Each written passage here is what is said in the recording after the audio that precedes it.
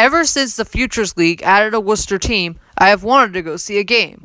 When I learned that my next-door neighbor for many years, Jake Rosen, was playing for the Brockton Rox against Worcester at Hanover Insurance Park, I made plans to go.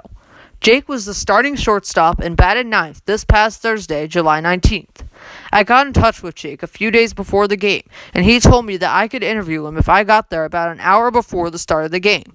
We walked to the Holy Cross football field away from the pregame music. We are live. This is Flutie Fellow Andrew Roberts of Boston Sports Mania, live from Hanover Insurance Park at Fitton Field with my neighbor Jake Rosen, who is playing for the Brockton Rox against the Worcester Bravehearts here tonight. So, Jake, how do you feel about playing so close to home? It's a pretty unique experience.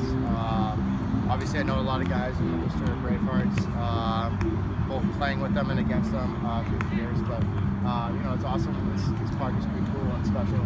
Has a homey atmosphere. Had you ever been here before to see the Bravehearts when you were living in Northborough?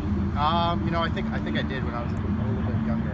I think that when they were in the Independent League and they were in the Worcester Tornadoes, I came to. That's the last time I was here. Yep. I think there was a Major League player, Chris Colabello. He's suspended now. He played for the Bravehearts. I saw him. Now, speaking of Major League players, are there any Major League players you look up to? I guess I try to look up to Mookie Betts. Obviously he's one of the best players in the league. Him and Mike Trout. He goes about it the right way. He's very repeatable. His swing. It's just day in and day out. He works really hard. So. Now, I don't know if you've heard, but the Westboro District 5 Little League team, they won District 5, and now they're 1-0 in the sectional round robin. What do you think of Westboro beating Northborough and having a chance at the Little League World Series? Yeah, it's pretty cool. Usually it was Northborough and Southborough back in the day, but it's good to hear that Westboro's in the action, and obviously it's always competitive in that district. So. And anything you want your local fans to know? No, just really excited to get back to Northeastern in the fall and compete to get back to a regional and hopefully win it. It was a really special year this year with a group of guys and the seniors, and obviously they turned around the program, so it's just a good feeling, and I know that we're all excited to get back at it. It's nice speaking with you, Jake. Yeah, thank you very much. This is Andrew Roberts, the Flutie Fellow, signing off. After the interview, we watched Jake warm up with his teammates. We had great seats right next to his team's dugout. Before the game started, my dad bought me some chicken tenders with fries, which was delicious. On our way back to our seats, we stopped at the Bravehearts press box. We knocked on the door, and announcers J.R. Suwamoto and Donnie Braccaro invited us in and gave us a place to sit after I handed them my business card. The game was broadcast live on Facebook, as it always is, and saved on the Bravehearts Facebook page.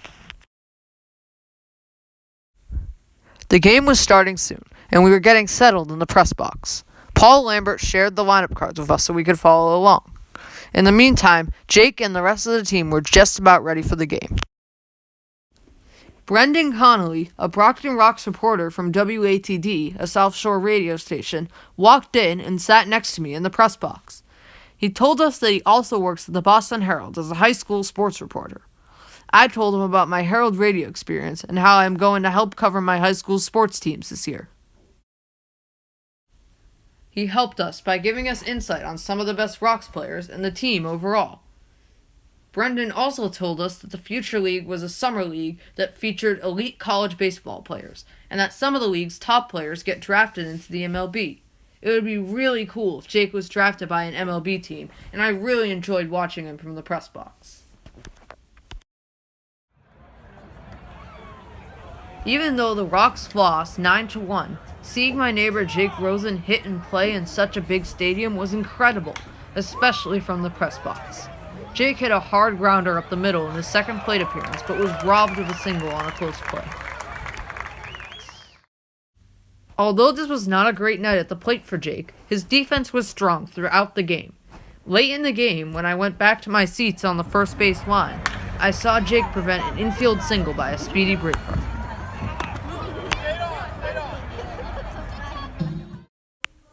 Being focused on one player, I learned of another golden baseball player tradition.